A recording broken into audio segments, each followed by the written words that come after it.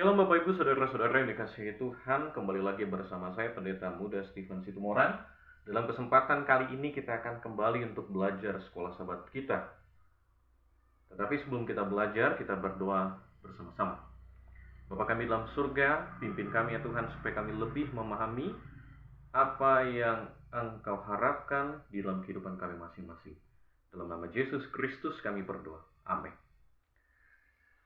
Baiklah, pelajaran sekolah sahabat kita dalam satu pekan ini adalah membahas panggilan untuk berdiri. Panggilan untuk berdiri. Ayat inti kita sudah ketahui di dalam Efesus 6 ayat 10 dan 11. Dikatakan di situ, akhirnya hendaklah kamu kuat di dalam Tuhan, di dalam kekuatan kuasanya. Kenakanlah seluruh perlengkapan senjata Allah supaya kamu dapat bertahan melawan tipu muslihat iblis. Dalam pelajaran sekolah sahabat kita sepanjang minggu ini kita diterangkan bahwa kita harus siap untuk berperang. Kita harus siap untuk berperang. Tetapi peperangan ini bukanlah peperangan jasmani atau melawan darah dan daging.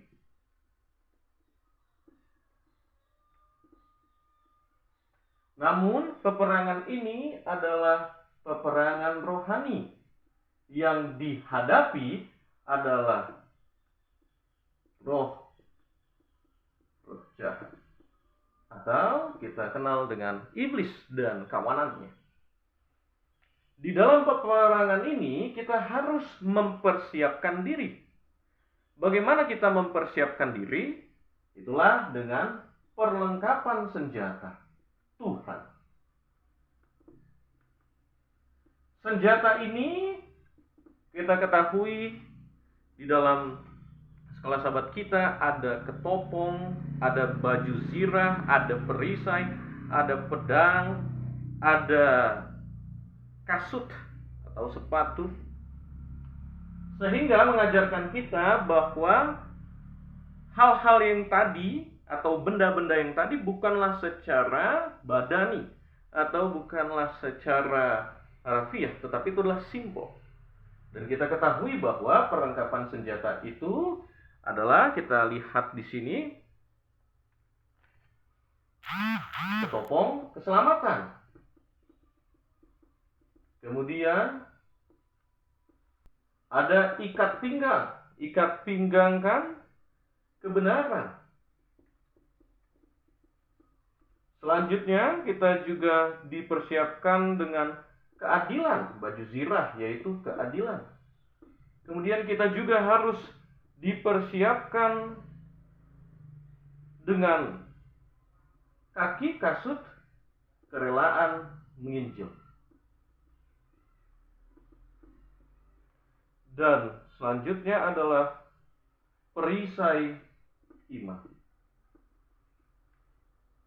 Inilah yang harus kita miliki di dalam pertempuran secara rohani menghadapi roh-roh jahat.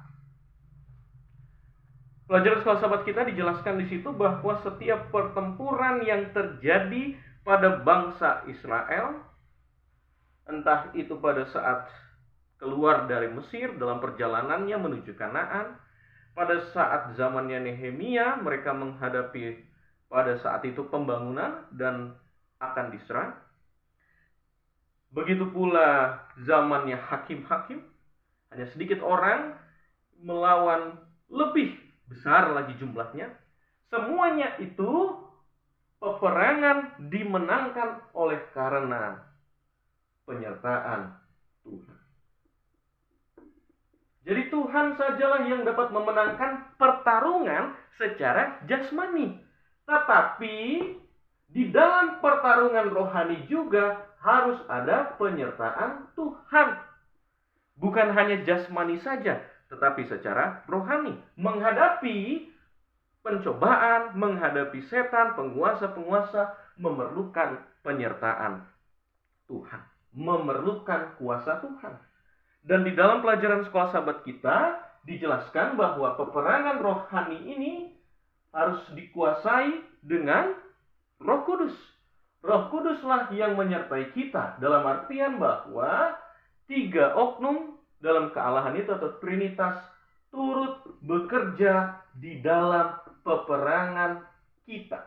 Jadi kita yang berhadapan dengan iblis, tapi Tuhan menyertai kita. Kalau kita perhatikan bahwa di dalam surat-surat Paulus banyak sekali peperangan yang menjadi ilustrasi daripada Paulus menghadapi setan dan lain sebagainya. Di dalam peperangan itu ya, harus berdiri. Jangan sampai tertidur. Harus berdiri. Kata-kata berdiri ini juga selain daripada kitab Efesus pun pernah dinyatakan atau diungkapkan oleh Martin Luther pada saat dia melakukan reformasi pada tahun 1520-an. Kata berdiri ini bisa diungkapkan adalah bahwa siap untuk bertempur. Jadi jangan sampai kita dalam keadaan tidur atau dalam keadaan duduk. Karena setan sudah berada di hadapan kita. Jadi harus berdiri. Berdiri untuk apa? Untuk mengalahkan musuh. Bukan berarti kita yang dikalahkan oleh musuh. Tapi ingat, di dalam pencobaan yang dilakukan setan, kita harus berada dalam penyertaan Tuhan saja. Kita harus bertahan mengalahkan musuh. Inilah yang diharapkan kepada kita. Kita harus berdiri. Jangan lengah artinya. Jangan sampai kita dicobai. Jangan sampai kita dikalahkan. Tapi kitalah yang mengalahkan setan dan segala cobaannya. Kita bisa melawan dosa. Itulah yang diharapkan oleh Paulus tentang berdiri ini. Begitu pula kita juga diajarkan bahwa harus ada bergulat melawan kekuatan jahat. Kata perjuangan, apabila kita lihat dalam bahasa aslinya, yaitu bahasa Yunani, adalah pale. Yang berarti adalah bergulat. Walaupun tangan kosong, harus siap untuk melawan. Harus siap untuk melawan musuh. Dan musuh di sini adalah setan. Kita harus bersiap melawan setan. Dan kuasa jahat yang dikendalikan oleh setan itu kita lihat di sini adalah bahwa ada penguasa jahat. Begitu pula ada pemerintah. Begitu pula ada kekuasaan, kerajaan. Dan hal-hal ini yang berada di kitab Efesus. Dan beberapa daripada ini juga tertulis di dalam kitab Efesus pasal yang ketiga ayat 10, Efesus 6 ayat 12. Dalam artian di sini bahwa pada saat kita melawan atau berjuang melawan setan, jangan sampai kita meremehkan.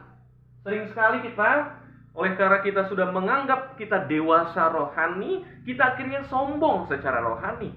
Menganggap bahwa pada saat setan akan mencobai kita, kita bisa kalahkan. Padahal enggak.